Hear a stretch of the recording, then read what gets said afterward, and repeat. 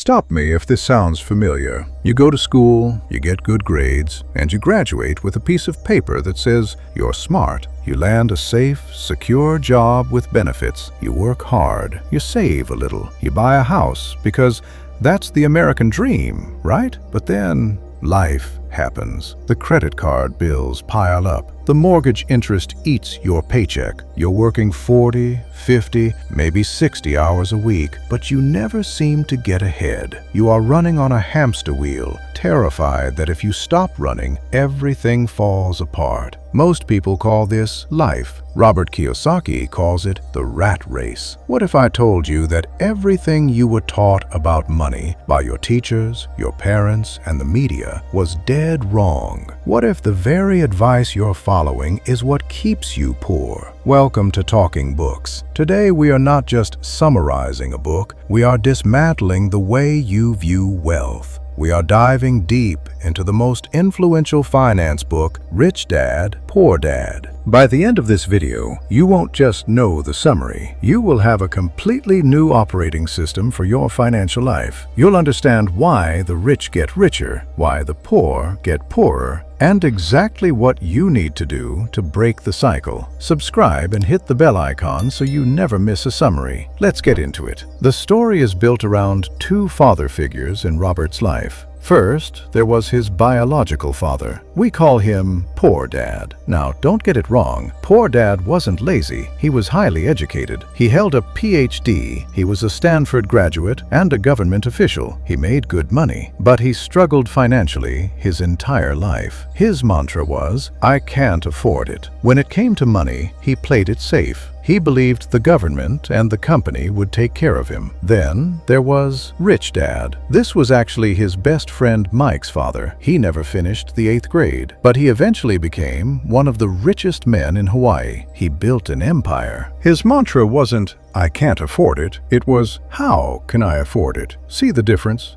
One is a statement that closes the mind. The other is a question that opens it. Growing up, Robert had a choice. Who does he listen to? The highly educated PhD, who is broke, or the dropout, who is building millions? He chose to listen to the Rich Dad, and over 30 years, Rich Dad taught him 6 core lessons. These aren't just tips on how to save $5 on coffee. These are fundamental laws of wealth. Let's break down lesson number 1. The rich don't work for money. Wait, you might say, of course they work for money. That's how they got rich. No, the poor and the middle class work for money. The rich make money work for them. Here's the trap most Americans fall into. It's driven by 2 emotions: fear and greed. First, the fear. You are terrified of not having money. You fear not paying the rent, not looking successful, or losing your status. So, you get a job and work hard. Then comes the paycheck, and with it comes greed, or let's call it desire. You think about all the things money can buy: a new car, better clothes, a vacation to Cabo, so you spend it. Then the money runs out, the fear returns, so you go back to work. You work, you get paid, you spend. Work, get paid, spend. This is the rat race. Even if you get a raise, it doesn't solve the problem.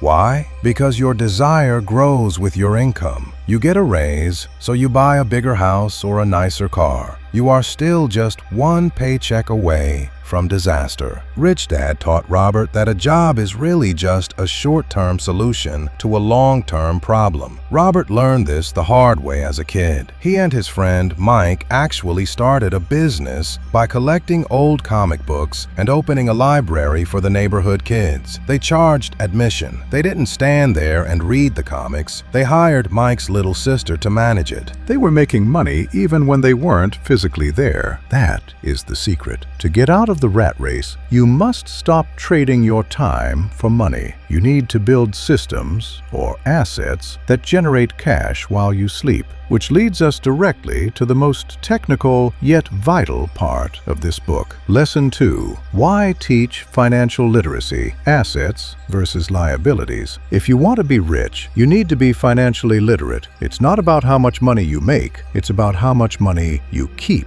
You see, schools teach us how to work for money, but they don't teach us the definitions of wealth. Rich Dad simplified accounting into one golden rule. If you remember nothing else from this video, remember this: you must know the difference between an asset and a liability, and buy assets. Sounds simple, right? But most people get this wrong. Here is the definition used in the book. An asset puts money in your pocket. A liability takes money out of your pocket. Now, here's the controversial part. Is your house an asset? Your banker will say yes. Poor Dad said yes. But Rich Dad says no. Think about it. You pay a mortgage, you pay property taxes, you pay insurance, you pay for repairs. Even if you pay the house off, you still pay utilities and taxes. Money is constantly flowing out of your pocket. Therefore, your personal residence is a liability. Now, don't panic. He isn't saying don't buy a house. He is saying don't call it an investment. The middle class buys liabilities that they think are assets. They buy a boat, a luxury car, or a vacation home, and they put it on a credit card. They look rich, but they are bleeding cash. The rich, on the other hand, focus entirely on the asset column. They buy stocks that pay dividends, bonds, income-generating real estate, rental properties, royalties from intellectual property. The rich focus on building the asset column first. Once the cash flow from the assets is high enough, then they use that money to buy the luxury car or the big house. The poor buy luxuries with their own sweat. The rich buy luxuries with their assets' income. This brings us to lesson 3. Mind your own business. There is a difference between your profession and your business. Let's look at an example from the book involving Ray Kroc, the guy who turned McDonald's into a global empire. He once asked a group of MBA students, "What business am I in?" Everyone laughed and said, "You're in the hamburger business." Ray chuckled and said, "No, I'm in the real estate business." He knew that the franchise was just the vehicle. The real wealth was owning the land underneath the franchise. Most people spend their lives minding someone else's business. You work to make your boss rich. You pay taxes to make the government rich. You pay interest to make the bank rich. Minding your own business means building and keeping your asset column strong. Keep your day job if you have to, but start minding your own business on the side. Start that side hustle. Buy that first rental property. Invest in that index fund. Don't just spend your salary. Pour every extra dollar into your asset column. Eventually, your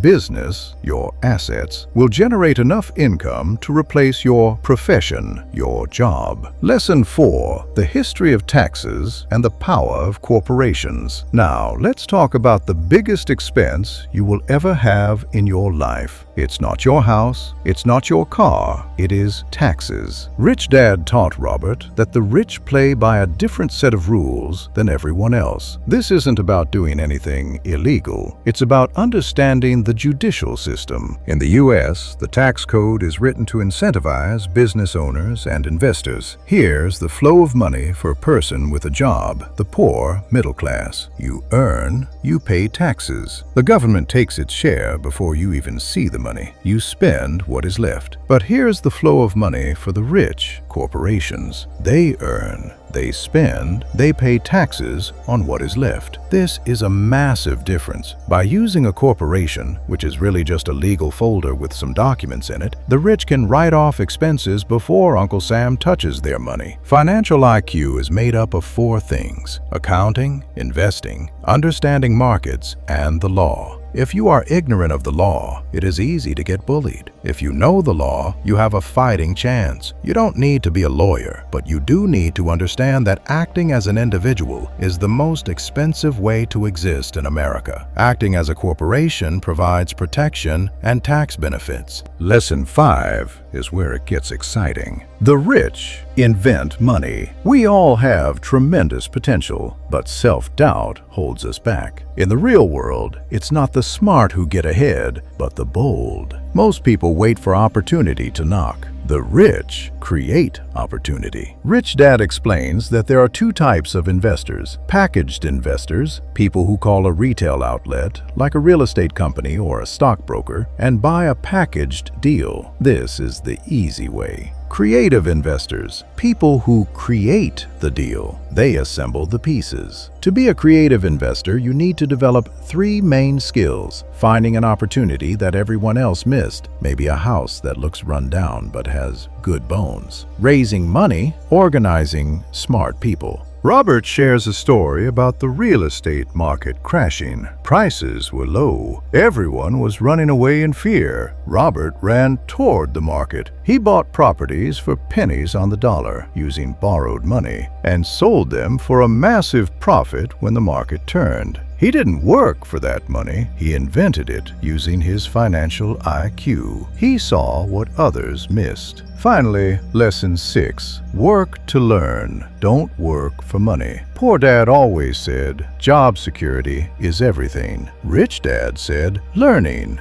is everything. Robert recommends that young people should seek work for what they will learn more than what they will earn. He joined the Marines to learn leadership. He joined Xerox to learn how to sell. The world is filled with smart and poor people. You probably know someone who is brilliant but broke. Often, they are just one skill away from great wealth, and usually that skill is sales and marketing. If you can't sell, if you can't communicate your value, you will always be underpaid. Don't specialize too much. Poor Dad believed in specialization. Rich Dad believed you should know a little bit about a lot. If you are just a writer, you are labor. If you are a writer who understands sales and marketing, you are a business. So you have the lessons. You know about assets, liabilities, and the corporate shield. Why isn't everyone rich? Robert lists 5 major obstacles that stop even financially literate people. Fear. Specifically, the fear of losing money. Everyone is afraid of losing money, but rich people lose money all the time. It's how you handle the loss that matters. Cynicism. The Chicken Littles who always say the sky is falling. Ignore them. Laziness. Ironically, busy people are often the laziest. They stay busy to avoid facing what's important: their wealth and their health. If you pay everyone else first and yourself last, you have bad financial habits. Arrogance. Thinking that what you don't know doesn't matter. So here is your summary and your game plan. Stop blaming your job, your boss, or the economy. Stop working for money and start acquiring assets. Look at your expenses. Are you buying liabilities? Start minding your own business. Keep your day job, but build that asset column. Learn to sell. Learn to invest. Rich Dad, Poor Dad isn't just a book about money. It's a book about choosing your mindset. You can choose the secure, fearful path of the poor dad or the bold, freedom-focused path of the rich dad. The choice, my friends, is entirely yours. If you found value in this video, do us a huge favor. Hit that like button so this video reaches more people trying to escape the rat race. And if you want to master your life and your bookshelf, make sure you are subscribed to our channel. I'll see you in the next video.